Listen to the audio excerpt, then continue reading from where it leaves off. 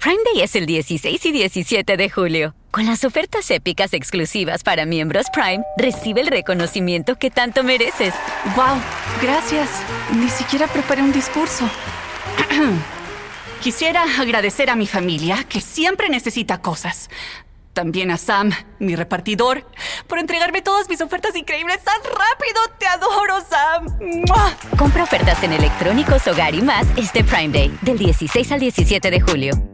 This is the story of the one. As head of maintenance at a concert hall, he knows the show must always go on. That's why he works behind the scenes, ensuring every light is working, the HVAC is humming, and his facility shines. With Grainger's supplies and solutions for every challenge he faces, plus 24/7 customer support, his venue never misses a beat. Call quickgrainger.com or just stop by. Grainger, for the ones who get it done.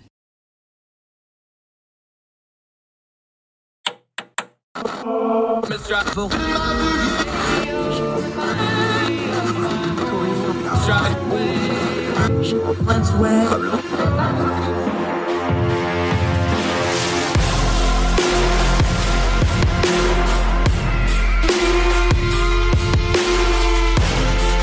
your host, Andrew Donaldson. This is Heard Tell. Welcome back to Heard Tell. Been way too long. One of my favorite people. If you don't like the fact I have a podcast, here's one of those guys to blame for it, because he's kind of responsible for some of this mess. Yael Ossowski, our good friend from the Consumer Choice Center. My friend, it's been too long. How are you doing? Sir Andrew, I am doing swimmingly. There's been a lot of interesting stuff happening, but overall, I'm trying to endure the cold winter that's mounting here in continental Europe, and then keeping abreast of all the issues impacting our lives and freedoms, man. There's a lot out there. Yeah, we've been having a lot of cold rain. I keep telling people it's good German weather, and they don't really understand what I'm talking about, because part of Germany, when you're in the Rhineland Faults, you actually don't get a lot of snow. You just get cold rain all winter, and it's brutal. So I hear you, my friend. This is an area where you know way more about it than I do. I always turn to you on things like crypto and things like this, but this FTX thing, I don't think this is actually a crypto story. I think this is an out-and-out fraud story, and I think it's backwards to treat it any other way than to start with. This is one of the most massive frauds we've ever seen in the recorded history of humankind. Am I wrong to take that angle on this? You're not, and Andrew, I wish the media were full of people like you, because that is the correct angle. This is a $32 billion company that essentially evaporated overnight and had nothing to do with, the price of X or Y coin or token or technology. It had everything to do with rampantly, allegedly, criminal behavior. And this is your classic Ponzi scheme.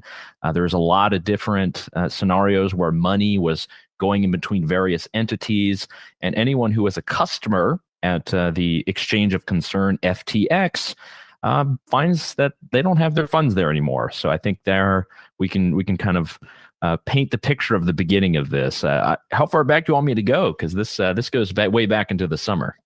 Yeah, it goes back a way, and it's important to talk about how far back this goes, because people hear something like, well, they're putting it in bankruptcy and it'll go to bankruptcy court.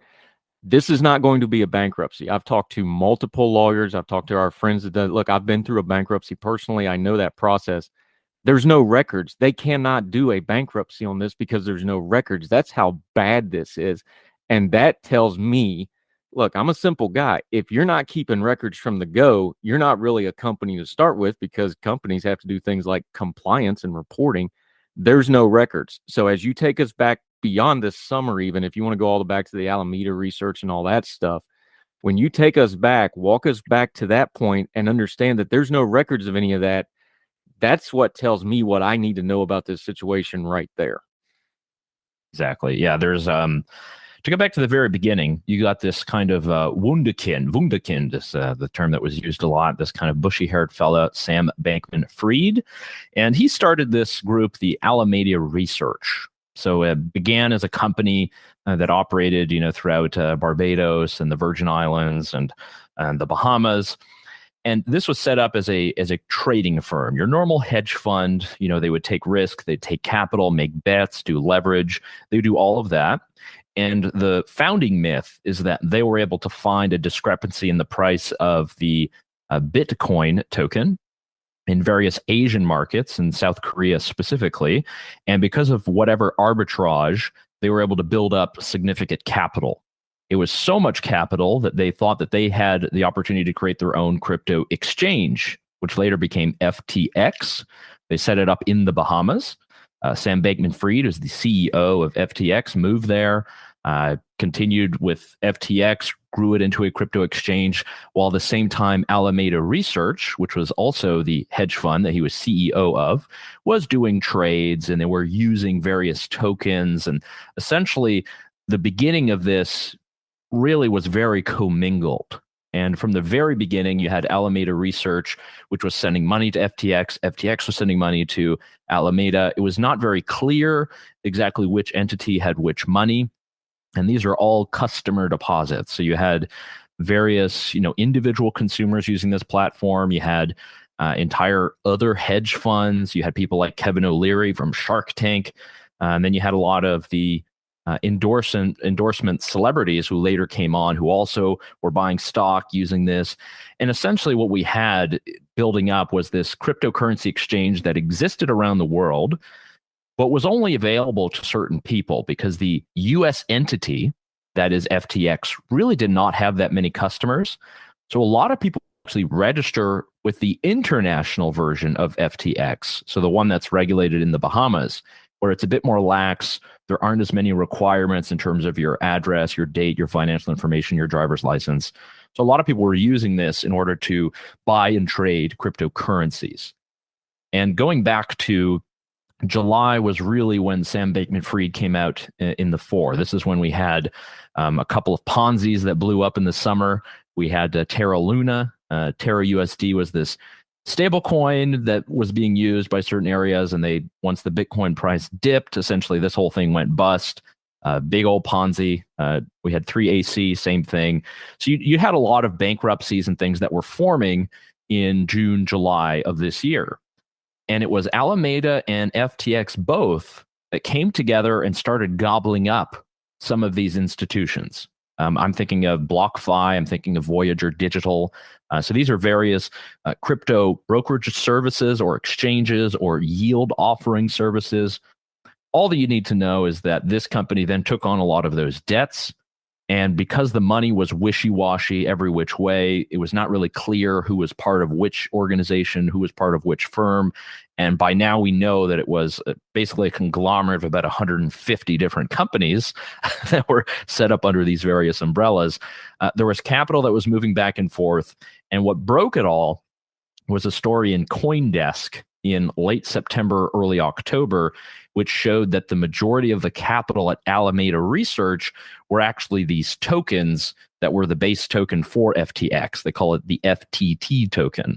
So once that set in, then came the FUD, fear, uncertainty, doubt. You had Binance, who held a lot of these tokens, realized what was happening, sold them off, created a bank run, and basically at the end of the day, FTX completely out. Maybe they'll go to bankruptcy. Maybe, as you state, they don't really have the ability to do so. But what it ended up in is a lot of people who had their money at FTX, that money was actually going to Alameda, and a lot of it was being funneled through the political system, through donations to both sides, to both political parties. And now we have this entire story. We have Sam Bankman-Fried giving interviews, and a lot of confusion about what this means for cryptocurrencies, for regulation, and the future of this industry. Yeah, and again, we'll get to the crypto in a minute, but that's like the second or third level story to this. Another part of this, you mentioned the media and how the media has or hasn't covered this. Here we go again. We have a template in the American media now of the wonder kid, you called it, the save your tech person. How many times are we going to see this movie before we start being a little skeptical of these people? Because, this Sam Bankman-Fried guy has obviously gotten the Elizabeth Holmes treatment, for lack of a better way to put it. We've seen this multiple times now. These people are darlings. They don't get any skepticism until they do, gradually, then suddenly the old quote goes. This is a big problem because, got all credit to CoinDesk for busting this thing wide open. Where's the New York Times? Where's the Washington Post? Where's any, ProPublica, anybody? Where was anybody in actually investigating all this money flowing around all over? Look, this went into entertainment, it went into sports, it went into politics. These tentacles go deep. The savior complex narrative is crippling journalism when it comes to the tech area. Is that fair? I think it's probably correct. I mean, obviously, everyone wants to be on the side of tech innovation. But what we've seen in many of these cases, and I think a very good litmus test is anybody who shows up with Bill Clinton at an event and sits to his left is probably someone not to be trusted, because he is the same with Elizabeth Holmes, is the same with a lot of these tech guys. I mean, it was the same with Solyndra back in the day during the Obama administration. You have political forces and you have media forces that end up rooting for various industries. And I'm all for that. If it's a good industry, if they're treating their customers well, if they've got good business practices, they provide a great product. But there's always got to be skepticism the second that touches public policy and it touches the laws and regulations that really govern our lives. And I think what you saw with the Sam Bankman-Fried situation is that there was so much money that was being handed out at all levels. You mentioned entertainment. You have the Arena in Los Angeles. You have all the money that was being donated to various political action committees. We know now that there was a lot of money that was going to the Republican groups as well.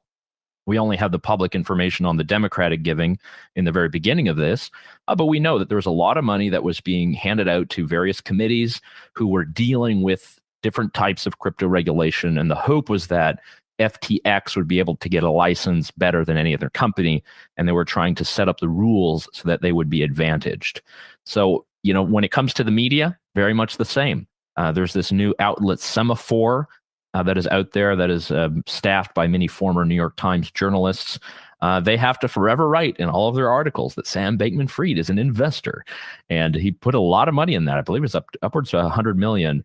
And that is sort of the issue with this story, is that because he's given money in all these different places, because he becomes such a huge figure in terms of not just political giving, but advertisements, celebrity endorsements, he became someone that was a bit untouchable, or just had the perfect story for journalists. He had the perfect, here's a vegan entrepreneur who doesn't care about making money, who just wants to make the planet better for everyone, while he's also taking those customer deposits and washing it through his own system. And who knows where all of that is ending up.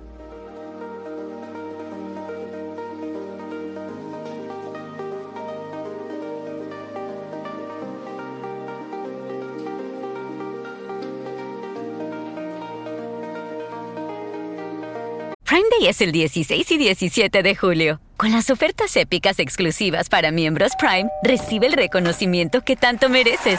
¡Wow! Gracias. Ni siquiera preparé un discurso. Quisiera agradecer a mi familia, que siempre necesita cosas. También a Sam, mi repartidor, por entregarme todas mis ofertas increíbles tan rápido. ¡Te adoro, Sam! ¡Mua! Compra ofertas en electrónicos, hogar y más este Prime Day, del 16 al 17 de julio. For the ones who know safety isn't a catchphrase, it's a culture. And the ones who help make sure everyone makes it home safe. For the safety-minded who watch everyone's backs, Grainger offers supplies and solutions for every industry, as well as safety assessments and training to keep your facilities safe and your people safer. Call, click Grainger.com, or just stop by. Grainger, for the ones who get it done.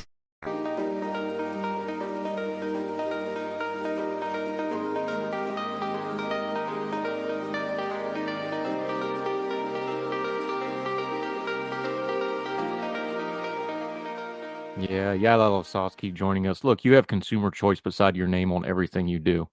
As much as we rail against government and regulation, justifiably so most of the time, this kind of out-and-out fraud, this really kills consumers, especially when it's something like an emergent technology, which the whole idea that, and look, you've pitched this to me personally, like, look, this is the entry-level thing. Everybody can get into it. This is going to be the next wave. We all understand crypto now isn't what crypto 10, 12, 15 years from now is going to be.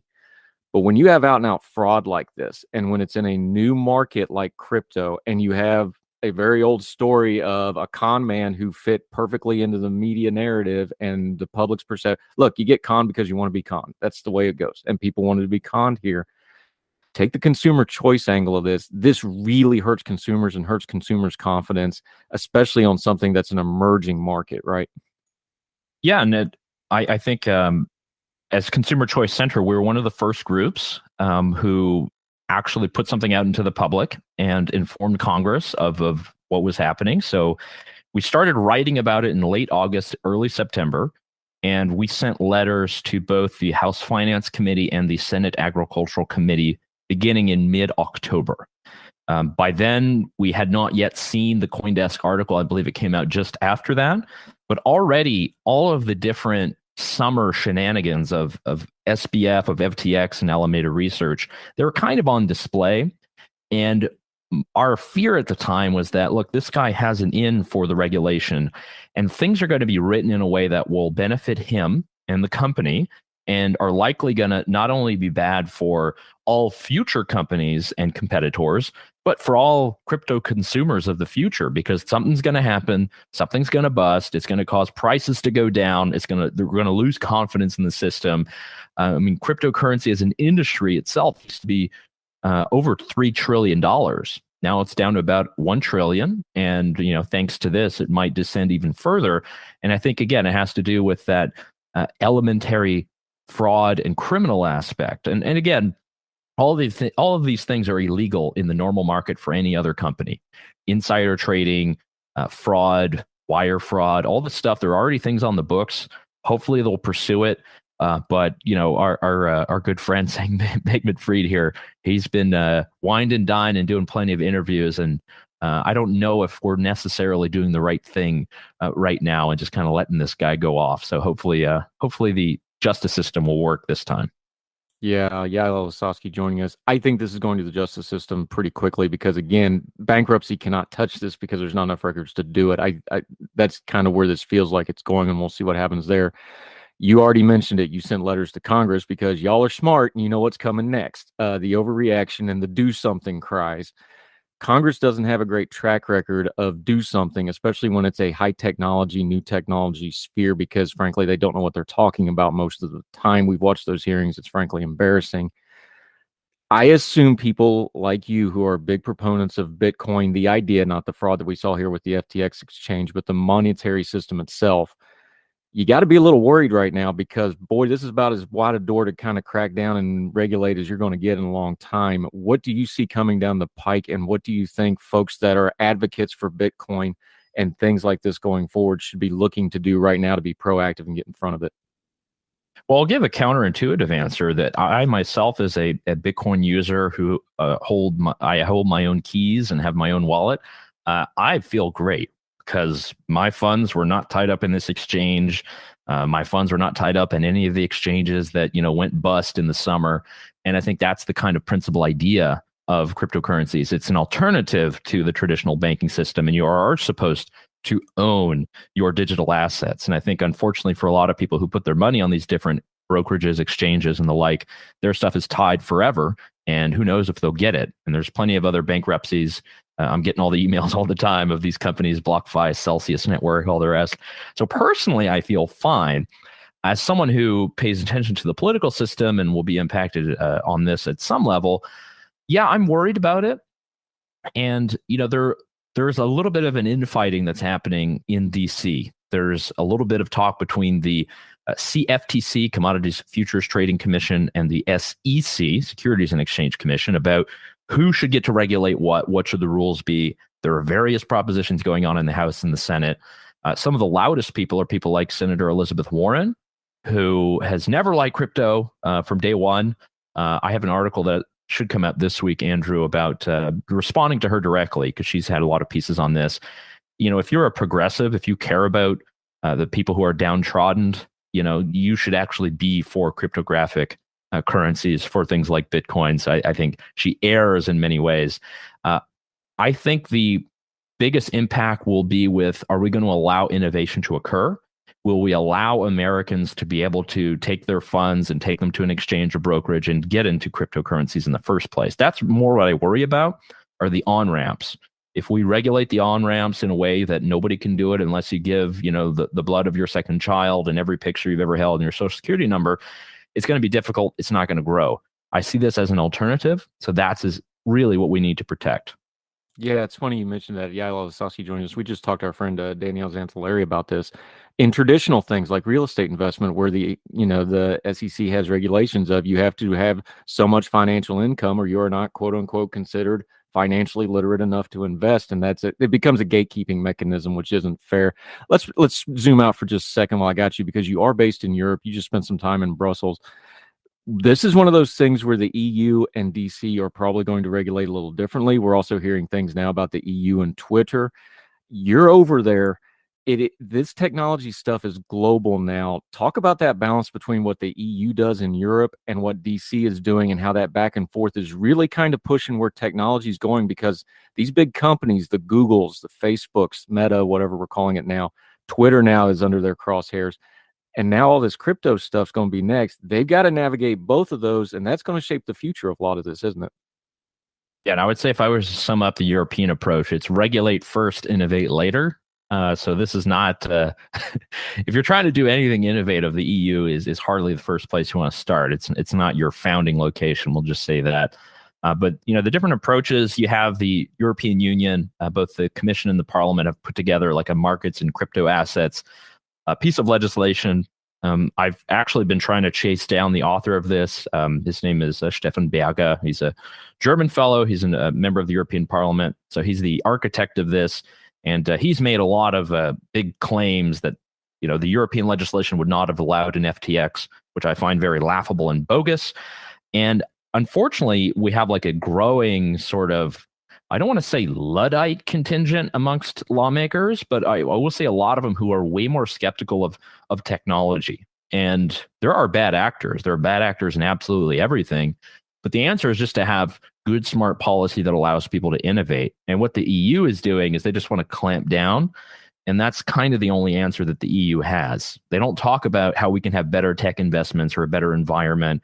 How can we have a Silicon Valley, in Berlin or Paris or anything like that. It's just about how do we penalize the American companies. So unfortunately, there's a bit of a nationalistic fervor against American tech companies in Europe. And I think that's leading to a lot of bad policy. And we see that a little bit coming out of Washington, D.C. as well. There's we're in a grand ideological battle with China. And we're cutting down our tech leaders. We're cutting down on many of the companies who are providing innovation, and it's giving a leg up to a lot of Chinese innovators. Did anyone see TikTok coming? No, because we're too busy on trying to clamp down on Instagram Reels and the rest. Again, we have it within our power to root out the bad actors. We have the laws are already on the books. Someone's committing crimes like it was happening at FTX. But I do think at some point we have to look at our political system and say, look, do we want to promote technology and innovation, or do we want them to make all the decisions for us? Yeah, Yael Ossowski, you talked about the Luddite contingent. The Republican Party has taken the House. They're already saying, especially their very populist right wing, is demanding the heads of the tech companies. Do you see that to be a problem going forward here for the next 2 years, especially investigatory wise? Yeah, I think obviously that's going to be a big waste of time because where essentially you want the right wing wants to regulate less of the content. But that the problem is that the progressive lawmakers in the Democratic Party, they want to regulate more. So I'm feeling good about the prospects for technological innovation because I don't think there's going to be an agreement between left and right. It would have to be so narrow that it would not change much. And it's already been pretty bad. There's no political advertising allowed on Facebook. There hasn't been any political advertising allowed on Twitter for a long time. And I think when it comes to questions of content regulation, and I know you've had people on your program talking about Section 230, I sincerely think they're not going to have the power nor the muster to be able to turn that over because I think we have good standing principles. It's going to be a large waste of time. There's going to be a lot of angry stuff. It's not all about Hunter Biden and the laptop and how that was censored. There are bad actors there that we can name and shame. But I'm more hopeful, and only because I know the mechanics of how government works, what they're able to do and what they're not able to do. And I'm feeling better about this one than I was, say, a couple months ago. Yep, gridlock wins, and amazingly, 230 is probably one of the best accidental laws in history. If you actually go back to how that was written and why it was written and what it's actually accomplished, it's pretty remarkable. Yael Ossowski, very good friend of ours. We will start having you on more and more going forward, my friend. Been way too long, but we've both been busy men. Let folks know where they can keep track of you until we get you back on Heard Tell again, all the great work of the Consumer Choice Center. Yeah, we're pretty simple. ConsumerChoiceCenter.org, and you can find me at Yael OSS over there on the tweeters. I'm pretty busy there. Hey, I've got Mastodon, I've got all this other stuff, but you can find me there on Twitter for now. Yep, he does all kinds of great work. Appreciate you, my friend. Thank you so much for the time and explaining to this so well that even I can understand it as usual, buddy. Appreciate it. Oh, yeah, you heard tell here. Thank you, sir.